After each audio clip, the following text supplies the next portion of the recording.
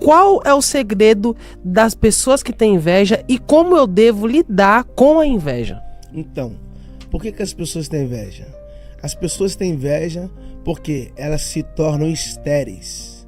Elas não conseguem produzir em áreas que você produz. Ou seja, as pessoas têm inveja das outras porque elas se tornaram estéreis em área que um dia elas foram frutíferas, mas hoje não produzem mais. Então está vendo você produzir em área que elas produziam. Porque a inveja não tem a ver com aquilo que você tem. A inveja tem a ver com aquilo que você é. Quer uma prova? Ana não dava filhos. Ana não tinha filhos porque Deus fechou a madre de Ana. Está no texto. Deus fechou a madre de Ana, mas a Ana não fechou o coração para Deus. E a Bíblia diz que Penina tinha Ana por rival. Pera aí. Quem não tem filhos é a Ana. Quem tem motivo para ter inveja é a Ana, mas é o contrário. A Ana não tem filho, mas Ana tem Ana por rival. O que eu aprendo?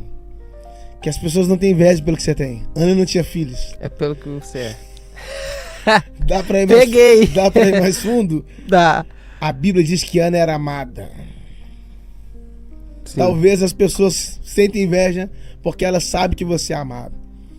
Jackson, como lidar com pessoas invejosas? Uma das coisas que eu sempre digo é: as pessoas falam que José errou quando contou o sonho para os irmãos. Certo. Não. O problema não é contar o sonho. Não? Não. O problema é revelar a senha.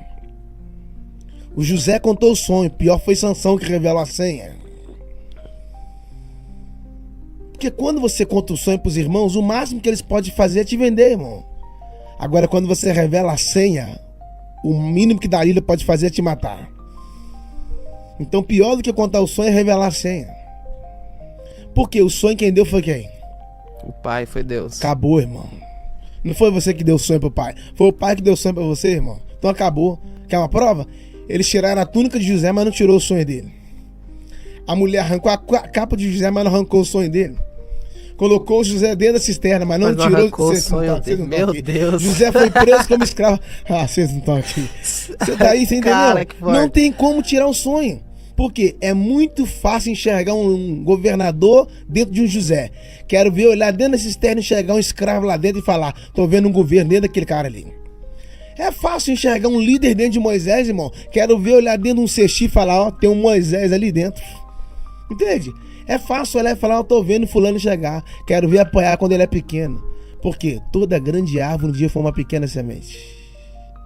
Não existe crescimento sem conhecimento. O conhecimento é a vitamina do crescimento. Dá para ir mais fundo ainda. Jesus nasceu, foi colocado na manjedoura, não foi? Certo. Só que então, quando ele nasceu, foi colocado na manjedoura. Mas quando ele cresceu, não cresceu na manjedoura. Porque a manjedoura serve para você nascer, mas ela não serve para você crescer. Porque ela tem limite. Meu Deus. Que susto. Uau. Oi. A manjedoura tem limites. A manjedoura serviu para você nascer, mas não serviu para Jesus crescer.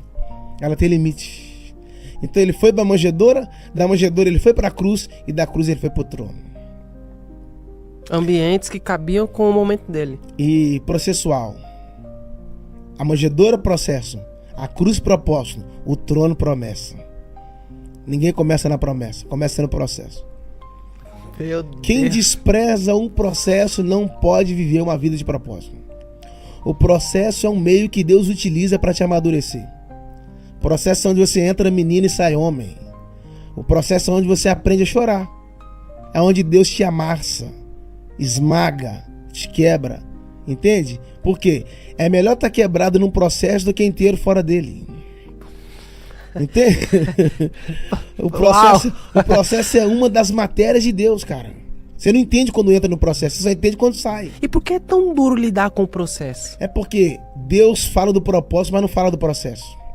Falou para José sobre o sol, falou para José sobre a lua, falou para José sobre as estrelas, mas não falou para José sobre a cisterna. Não falou para José sobre a mulher de Potifar. Não falou para José sobre perder a capa. Porque se Deus falar para você sobre os processos de amanhã, você vai querer pular fora hoje. Então ele pode não te falar dos processos, mas ele sempre vai te falar das promessas. Meu Deus. Entende? Então Uau. O processo é o meio que Deus utiliza para você suportar o peso do propósito. Por exemplo, quando o professor está na sala de aula, ele não fala? Sim. Quando é dia de matéria, ele não explica? Sim. ele verbaliza. Mas você percebeu que em dia de prova, ele fica em silêncio. você tá aí? Em dia de prova, o professor não fala. Não e tem fala. gente assim, Deus, fala comigo, e Deus dizendo lá, tá no processo, tá querendo que eu falo, tá na prova, quer que eu falo. Só que tem um detalhe, ele tá em silêncio, mas não saiu da sala. O silêncio de Deus, ele tem muito a dizer, né?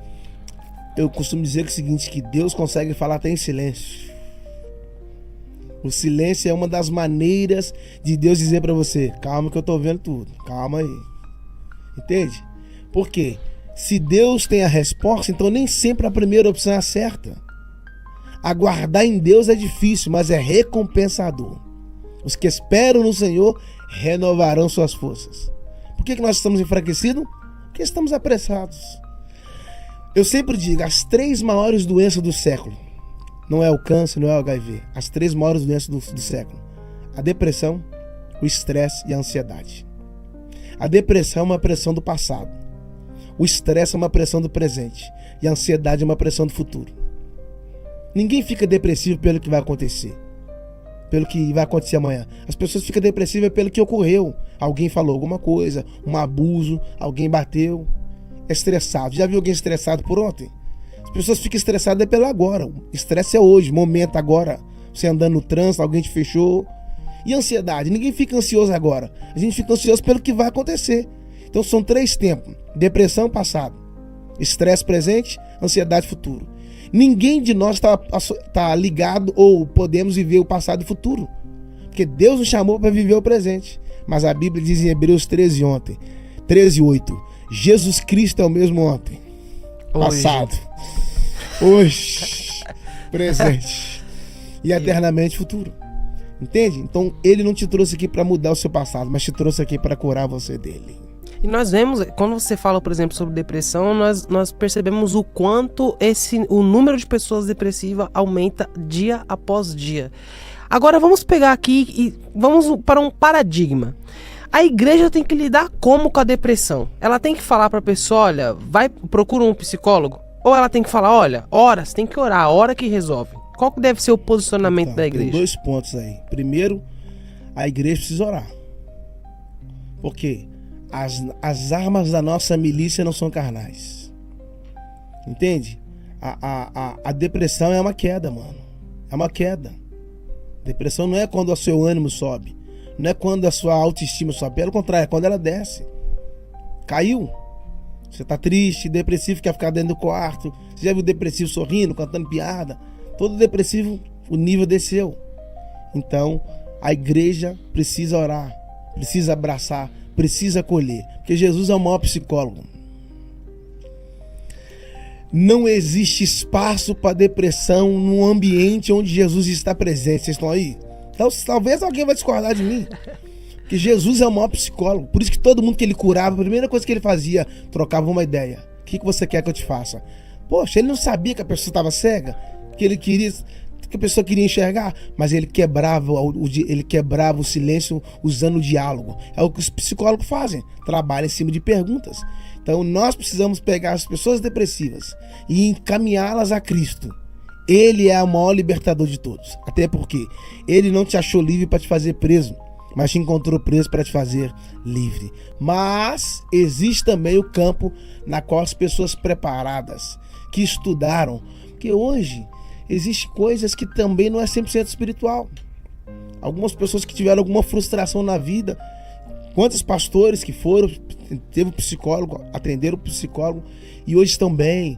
Hoje tem acompanhante e as pessoas conseguiram dar uma volta por cima, como se diz no inglês, né? Dar um upgrade na fé, na vida.